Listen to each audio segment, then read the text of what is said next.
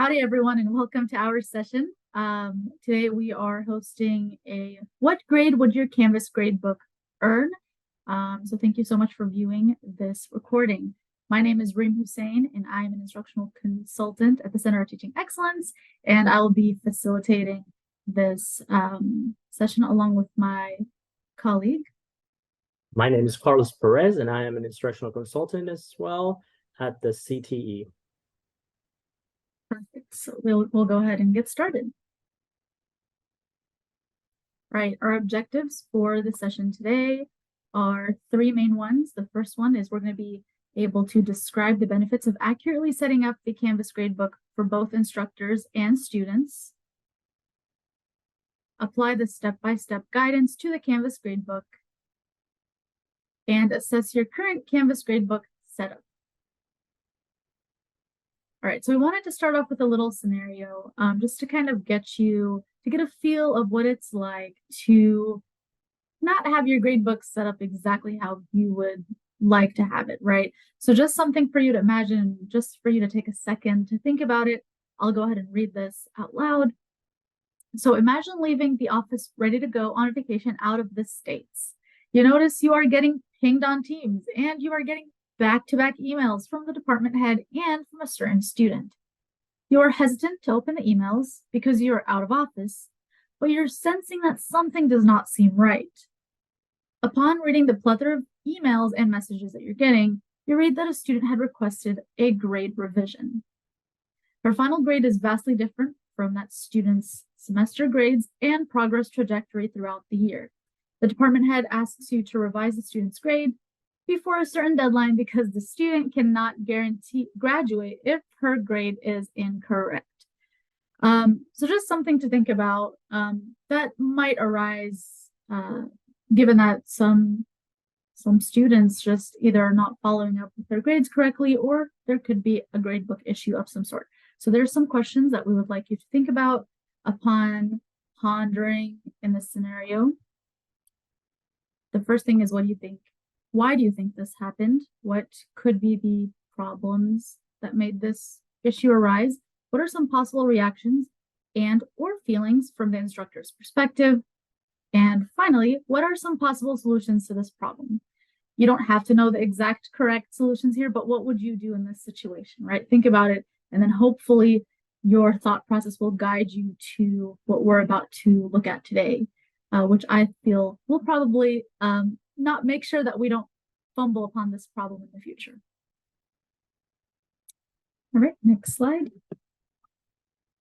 Okay, so the two main things we're going to look at today in terms of the benefits, there's benefits for both instructors and students when it comes to gradebook cleanups and ensuring that we have it correctly set up. So the benefits for instructors, first one helps instructors organize the gradebook in categories that reflect the syllabus. It also saves instructors time because the grading is all in one place versus having it in different areas, like some instructors still use spreadsheets or perhaps even on paper. It also gives instructors the ability to filter through the assignment columns. For example, instructors can view the recent assignments only so that it's not super overwhelming, given that the whole semester view is available too. Maybe having it narrowed down would help out. And finally, it allows instructors to send student reports. Obviously, these are the main benefits. There are plenty more other benefits for instructors when it comes to setting up the gradebook in Canvas. All right, moving on to the benefits for students. They're also going to benefit from a good gradebook setup. It provides students with clear grading expectations and policies. It helps students view their assignment in an organized manner. It helps students receive timely feedback, especially when the assignments are all posted there. It also allows them to have clear grading procedures and accountability, and it helps students with time management as they view the deadlines. So we want to make sure that we have this, hopefully by the end of the session, set up correctly so we have benefits pouring for both students and faculty members. All right, I will hand it over to Carlos. All right, thank you, Reem, for giving us that great background into why do we need to set up an accurate gradebook. So for this session, we are going to go review 7 steps to creating an accurate gradebook. By following these 7 steps, you will have a gradebook that is accurate and that reflects real present time students' grade. On top of that, we are going to share with you a checklist that we created for you to reflect on how well are you doing with this step. So if you look at this gradebook checklist, we have given you all 7 steps, and there is a column for you to reflect and to rate this step. So if step number 1 in a scale of 1 to 5, how do you feel that step is reflected in your gradebook? All right, so we are going to get started. Our very first one, we're going to take a look at our very first step of setting up an accurate gradebook. The first thing you have to do is to determine a grading method. So think about what grading method do you use for your class. It should reflect what you have in your syllabus. Are you looking at a points-based system, or are you looking at a weighted categories for grading? Okay, so think for a moment. What grading method do you use in your course? So after determining your grading method, we are going to begin actually setting up your gradebook in Canvas. So the very first step that we'll do is setting up a grading scheme for your course. This grading scheme should be reflective of your syllabus. So first thing, we'll open our Canvas course. As you can see, I am on my main page for Canvas. We are going to scroll down to the Settings tab, click on the Settings tab, and then you're going to scroll down where it says Grading Scheme.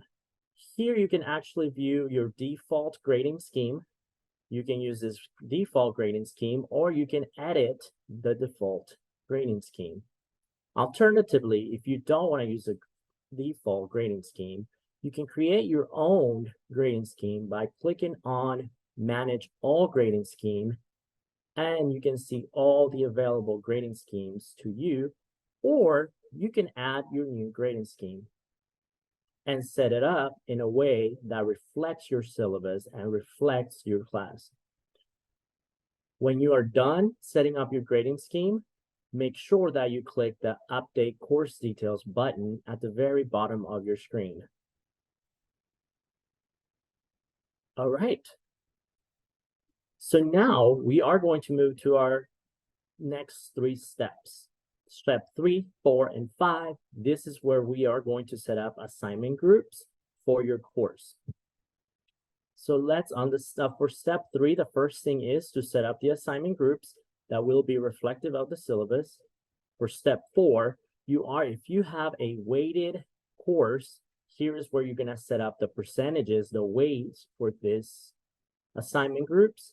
And then 5, we are going to be setting up some assignment group rules. So let's review those 3 steps and how they look like in Canvas. Now we are back to our main course. You are going to click the Assignments tab. As you can see on my screen, I've already created a few groups. So for this purpose, we are going to create a new group. So click on the plus group button, and you will set up a group name. So for this case, we are going to set up a quizzes group. Click Save, and that should create a new assignment group for your course. For this one, I do not have any percentages set up. So if I wanted to make this a weighted groups course, I will click on the 3 dots on top, assignment group weight. If your course uses weight percentages, you click on the little button. Here, you're able to set up the percentages for your course. So assignments 40%, 20%, group project 20%, and I want my quizzes to be 20%. That should add up to a 100%. Once I am done setting up those percentages, I click Save. And that creates my groups if you are using a weighted system for your course. Additionally, you can actually add some rules to your groups. So if you click on the 3 dots, for each group will have those 3 little dots. So once you have content within it, you can actually set up some rules. So you click the 3 buttons, click Edit, And here you can, if you know you are going to be dropping some scores within that category, that group, you can actually set it up here. For example, if you know you are going to drop the lowest score, you can actually set it up in here. So if I want to drop one assignment with the lowest score, I will put 1. If you want to drop 2, you can set that up as well. If you do not feel comfortable adding an assignment within that assignment group, you can click Add an Assignment, and then you can select which assignment you'd prefer not to be dropped. If you know you are dropping the lowest score at the end of the semester, this is a good option to do at the very start when you are setting up your gradebook. As soon as you have the rules set up, it will let you know that your 2 rules have been set up, and it lets you know right here. All right, so that is how you set up your assignment groups. Please make sure you are reflecting on these steps so you can feel more comfortable. If you are not sure about one of the steps at this time, please let us know. All right, let's move on to our last 2 steps to set up an accurate gradebook.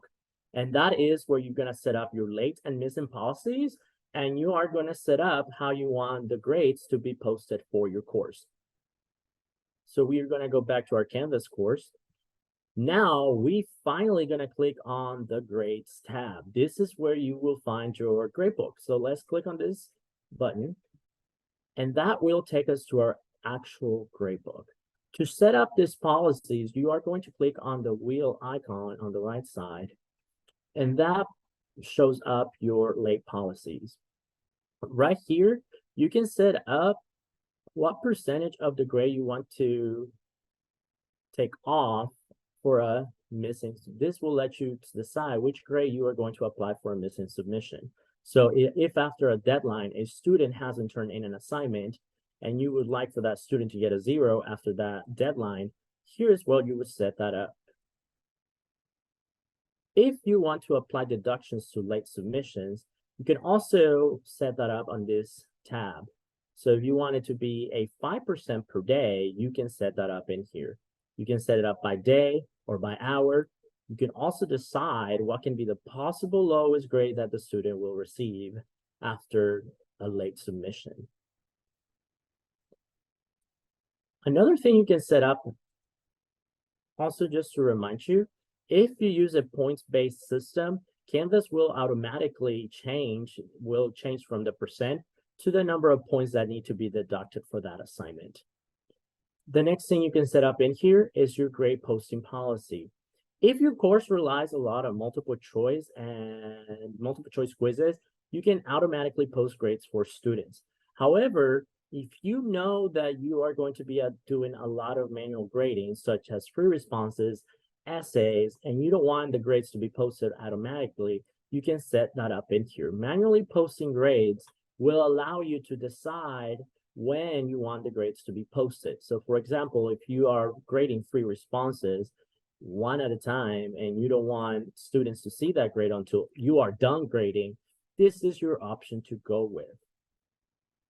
Once you are done setting up those things, you can click Apply Settings. After completing those 7 steps, you are done setting up an accurate gradebook.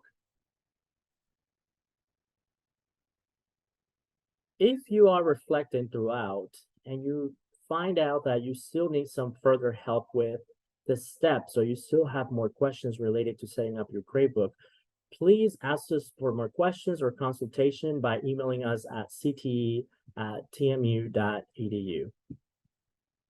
Thank you for joining us. Thank you everyone for joining us.